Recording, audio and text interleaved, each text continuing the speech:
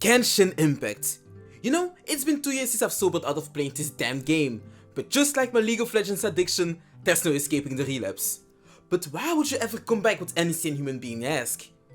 Well, good friend, that's very simple. Tits. Ass and tits. That's all.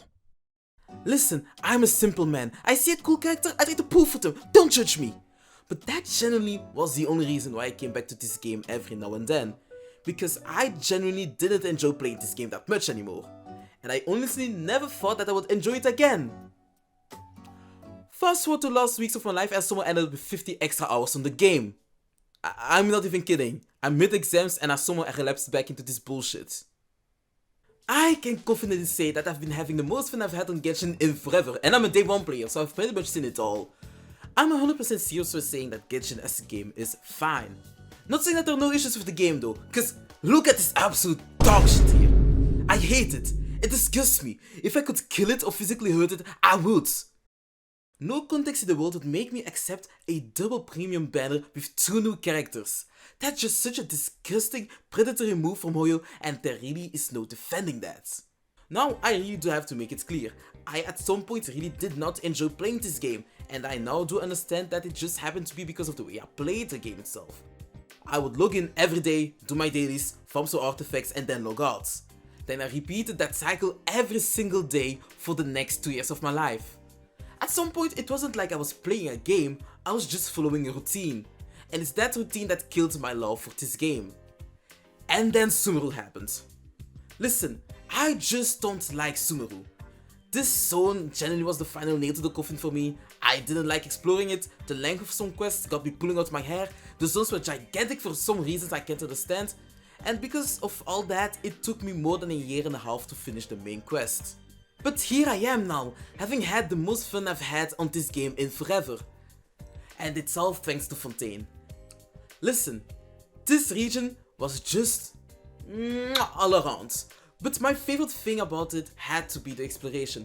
I've never had so much fun just exploring every nook and cranny of the zones, finishing puzzles or trying to find all of the hidden secrets. By then I also got further into the Archon quest and really that shit was actual fire. It's then that I realized one thing. The game was not that boring. It's the way that I and so many other players play the game that made it extremely boring. Min-maxing characters is a big part of the game, do not get me wrong, but it also is the most boring and frustrating part of it. So when I started exploring Fontaine, I just did not form anything at all. I already had 2 very functional teams and didn't need to build anyone else. And like that, I focused on exploring and playing through the world quests in Fontaine, who themselves are also very cool to play through. And while playing, I got hit with an eureka moment. This little experience made me realize the best way to enjoy Genshin. Are you ready? The best way to enjoy playing this game is to stop playing it. I'm not kidding.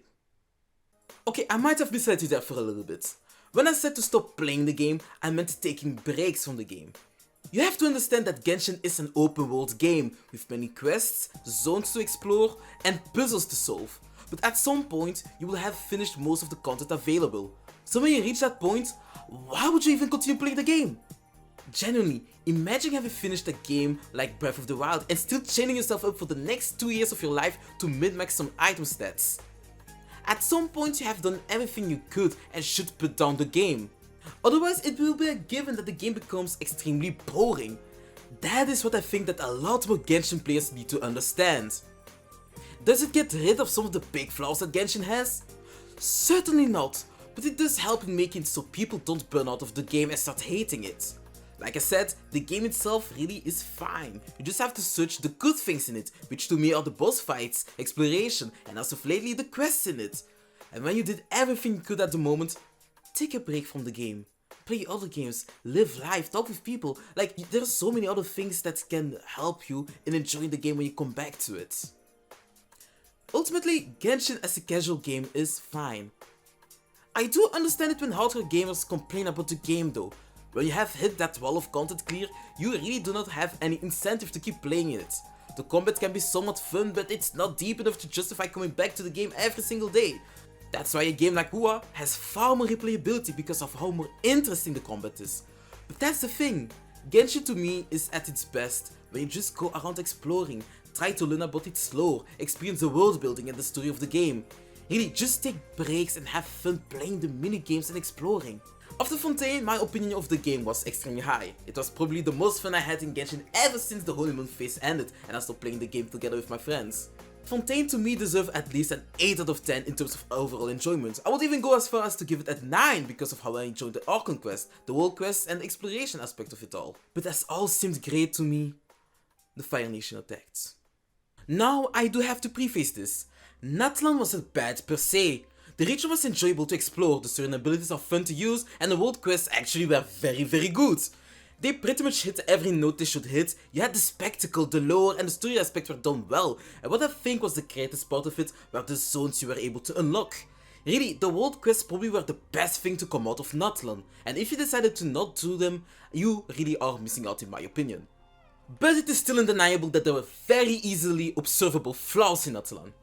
What I think was the biggest problem in Natlan was its Archon quest. Narratively speaking, I do think that what they wanted to tell in the story was very interesting. A region who constantly is at war with the Abyss and now was fighting for its survival in a last stand fashion in all accounts would have hooked me up most of the time. The real problem came down to its execution, and it was just far too messy. Especially when it came down to the most important characters. The start of the quest was fine, you got introduced to the region and the culture, and Kachina as a character was great. But as you keep progressing in the story, it just keeps on being clear that the two most important characters, Mawika and the Capitano, were done extremely dirty.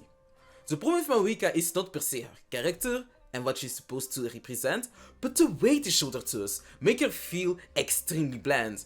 They didn't take the extra step to really show any internal struggles she should have, even though it is heavily implied that she does have them. She felt so one-dimensional as a character and I honestly didn't care that much about her outside of her design and kits.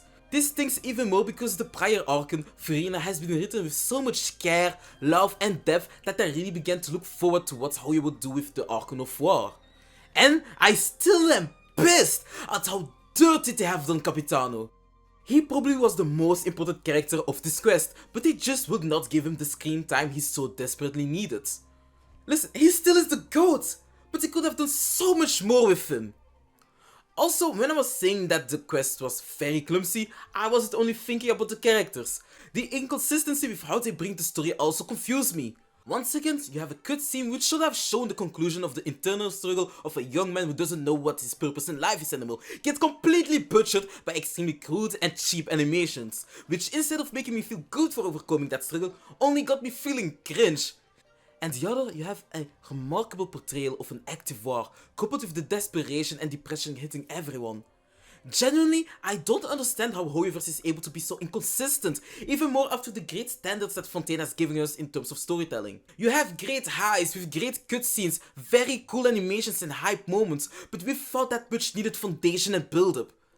I also don't understand why Hoyo just doesn't start using animations and CG cutscenes more, because they definitely have more than enough money to shit out great animations. Like, look at the animations dropped on the official Genshin channels. What keeps them from having more of these animations incorporated in-game? I really don't understand it. So yes, the story quest of Natlan has flaws in its storytelling, but it honestly is not the garbage so many out there make it out to be. When the hype hits, it just fucking slaps, and no amount of copium or hating can make me deny that. We aren't at the storytelling levels of Fontaine anymore, the quality dropped a sizable bit, but I can see the ideas that Hoyo tried to bring on the table, and some of these worked greatly, while others just were done very poorly. That is what I think about the Natlan story quest, which really was the weakest aspect of Natlan in my opinion. But the rest? It was pretty good. Contrary to what a lot of people think, I believe that the world building in Natlan is fine. Now you do have to explore and place the world quests to really get to the places which are very cool and find out about the lore. But when you reach those places, when you are finally able to broaden your knowledge of the lore in Teyvat, it just hits right. And speaking of world building, we have to talk about Natlan as a region of war. A lot of people have given their concerns about Natlan not actually being a region in constant war. And I do understand from where they are coming, but strictly speaking, Natlan actually is that. The whole foundation of the society in Natlan is literally based on their Night Warden Wars, where they would push back the Abyss from the Night Kingdom. Their whole tournament was made to select the strongest warriors in Natlan to send them to wage wars against the Abyss, and they did that for centuries. Everyone there saw it as an honor to fight for Natlan, to die for Natlan, and to be victorious for Natlan.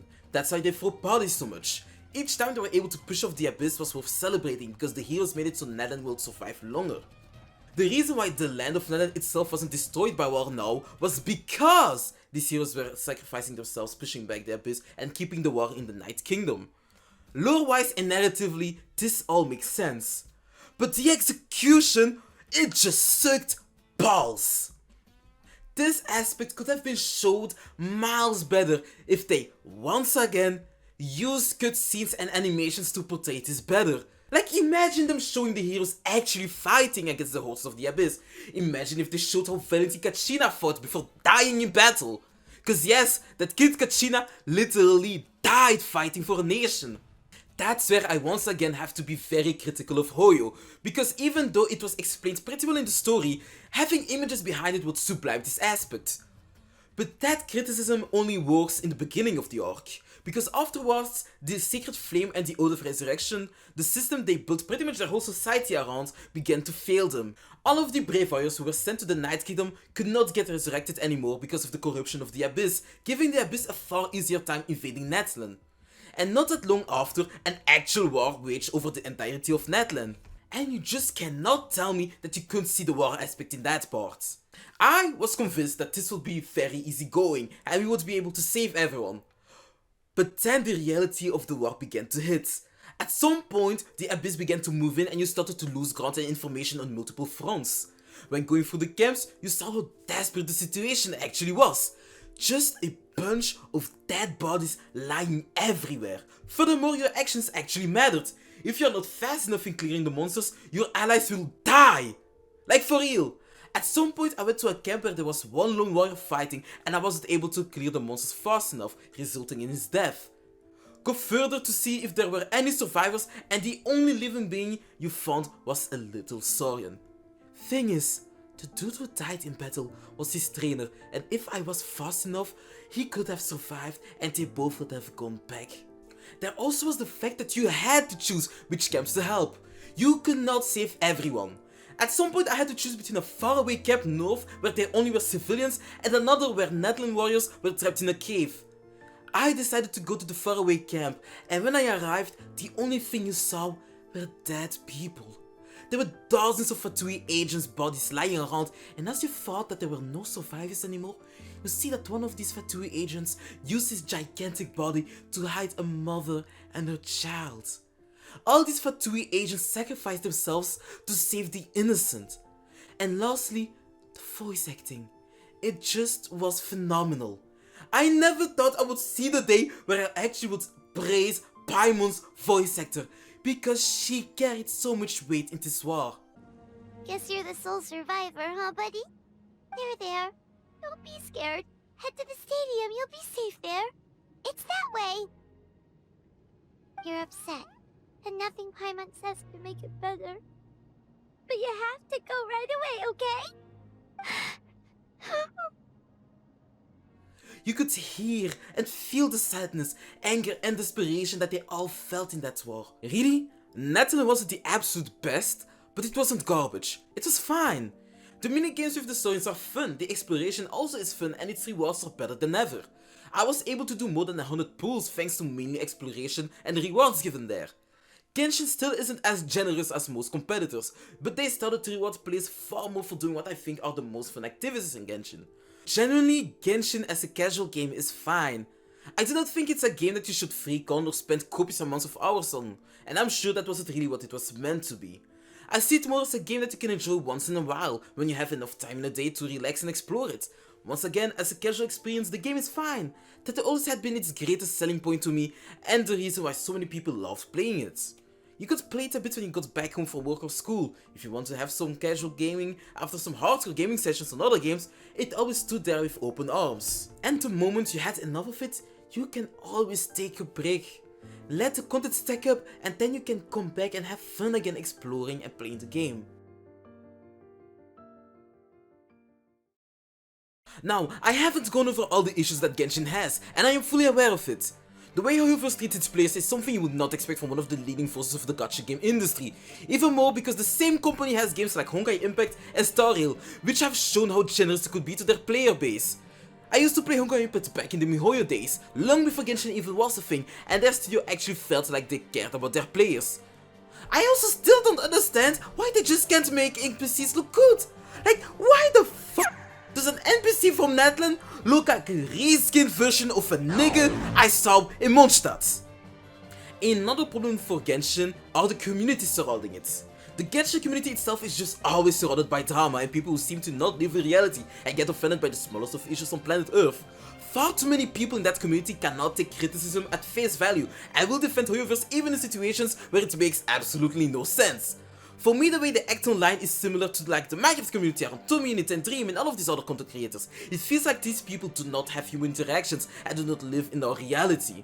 The way they talk about so-called issues just got me thinking that those people have no real life issues or do not see how the world around them actually works, that they do not understand our current societies. Just look at how they treated Tectone. Honestly, Tectone is a very chill dude and acts like any normal human being who doesn't spend their life on the internet, which is kind of ironic because he literally makes a living live streaming. 90% of the time he makes very fair criticism of the game and the people surrounding the game, but he still gets swept up in multiple dramas that he most of the time just doesn't even start. But I am someone who tries to be fair when I actually think things through, and the Genshin community is not the only one who's a cancer to the game. I'm talking about some of you WoA players. I have never seen a gacha community with such a superiority complex in my life. 3 words. Genshin could never. Listen, it was very funny in the beginning. It's true that WoA has been above Genshin in so many ways, may it be graphically, the combats being far more developed, and the quality of life and the overall rewards for the players being taken far more into account. But for the love of God, it's been almost a whole year since WoA came out and you still just keep on bringing up Genshin in every single situation. The way you're acting to me is like you have your current partner and you keep on mentioning how she's far better at sucking you off than your ex. And that for months on end. Like, at some point, we understood that you think that WoA is far better than Genshin, but who cares that it is? At the end of the day, what matters most in this talk is personal enjoyment.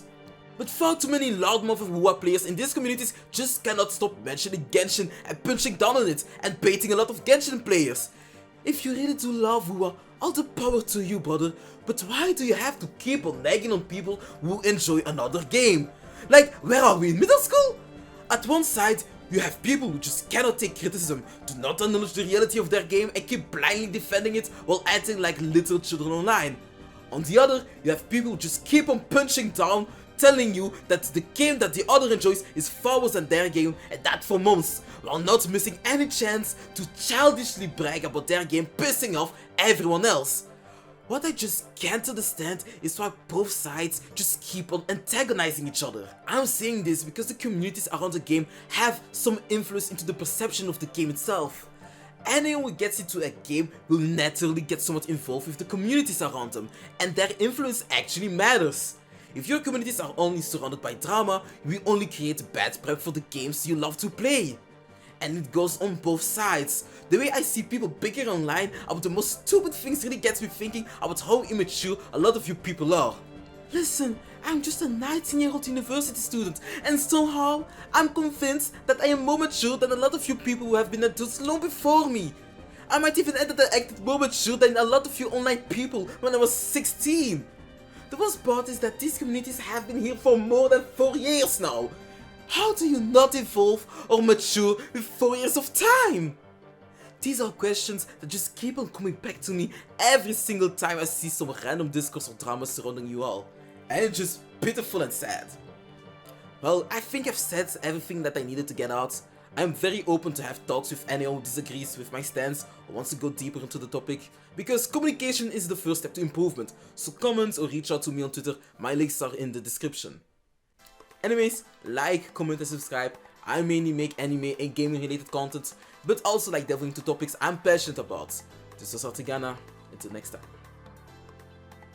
Peace, next time, and...